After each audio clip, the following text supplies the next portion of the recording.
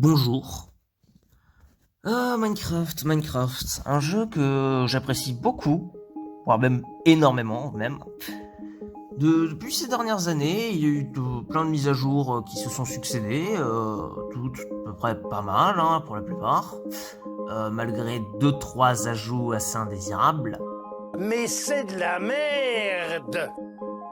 Mais je me suis dit un jour, pourquoi pas faire plus simple en fait, genre revenir un peu dans le passé, changer quelques petites choses du jeu en lui-même pour rajouter un petit plus que le jeu avait avant. Du coup, je me suis dit, on va prendre du vieux, qu'on va mélanger avec du neuf. Et c'est pour ça qu'en fait j'ai fait cette vidéo. C'est pour vous présenter ce mode pack. Patate. Alors du coup ce mode pack que je vais sobrement appeler Beta Plus parce que j'ai pas d'autre nom et puis que ça correspond très bien, bah comme son nom l'indique, c'est tout simplement une simulation de Minecraft dans sa version bêta, mais dans une version actuelle. Comme vous pouvez le remarquer, je suis dans une version de Forge 1.16.5, ce qui n'est pas du tout une version bêta du jeu, hein, voire même une version plutôt avancée du jeu quand même, on va pas se mentir.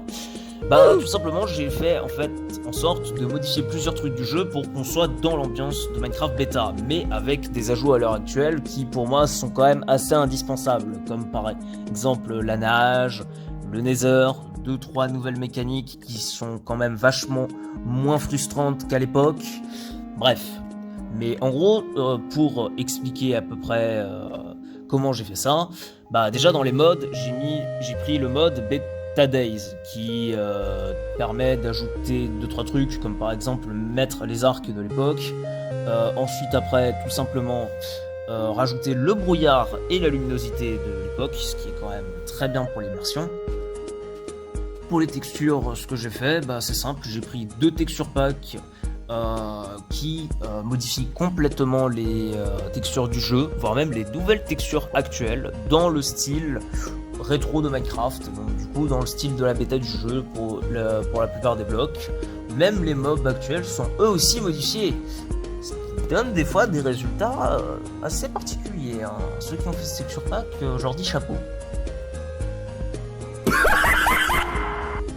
Pour ensuite parler de la nouvelle génération du jeu, bah je m'étais tout simplement dit, bah on va prendre un mode ou un datapack pour modifier ça. Donc j'ai utilisé sobrement le datapack Modern Beta qui permet en gros de faire générer tous les biomes du jeu dans le style de la bêta du jeu. Donc vous avez vraiment intégré dans la bêta Minecraft niveau génération.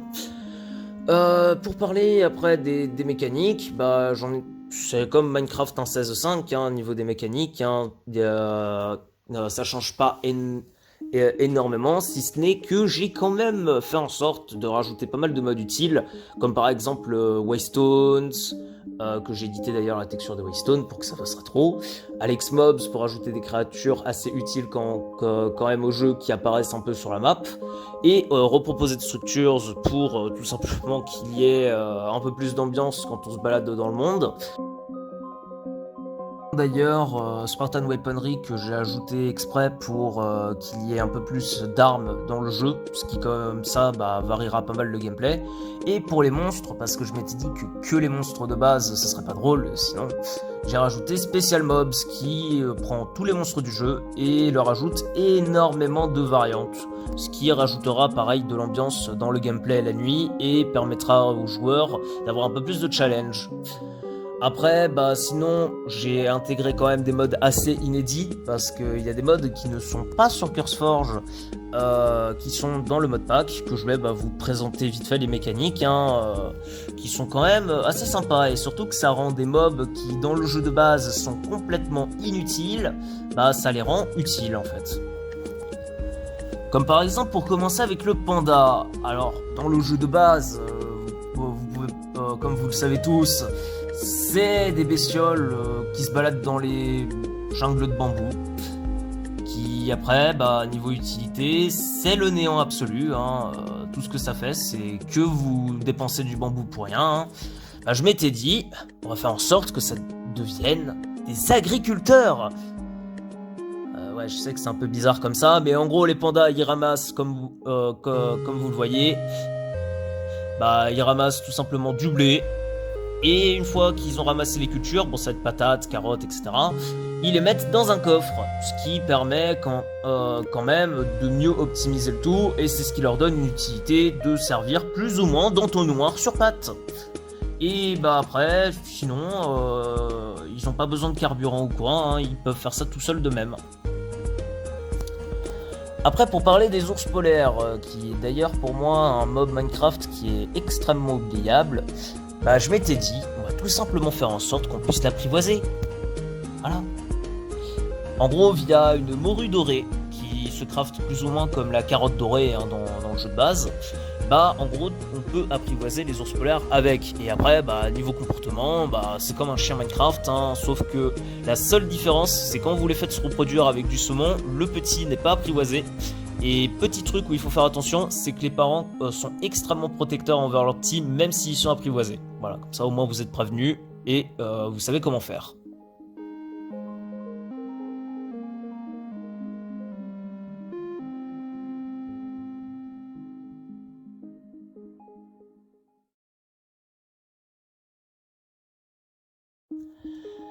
Et aussi, petite utilité spéciale que j'ai ajoutée exprès pour les chats et les oslos. Alors les chats quand ils sont apprivoisés, et pareil pour les oslos, ils attaquent ce que le joueur attaque. Donc en gros, ils agissent comme des chiens, ce qui est quand même assez utile. Et bah tout simplement, cela permettra aux joueurs au moins de se défendre via l'aide des chats. Et un autre truc que je m'étais dit, c'est de faire en sorte que les chats et les creepers, surtout les sauvages en fait, hein, les chats et les oslos, chassent les creepers, ce qui permettra pareil aux joueurs d'avoir littéralement un moyen de tuer les creepers qui traînent dans la zone. Démonstration en direct. Non, non, non, non, non, non, non. Oui. Ouais.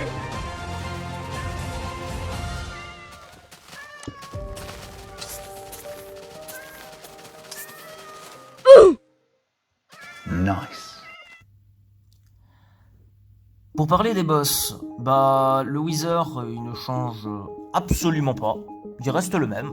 Cependant pour l'Ender Dragon, bah j'ai rajouté un truc assez sympa qui donne une sacrée utilité à l'œuf de dragon. Bah j'ai rajouté tout simplement le mode Dragon Boons qui permet d'utiliser l'œuf de dragon pour obtenir un dragon apprivoisé. Ce qui j'ai fait exprès de mettre ça en gros pour rappeler le dragon rouge qui n'a jamais été implémenté dans le jeu au tout début de Minecraft, qui normalement aurait dû censé être apprivoisé.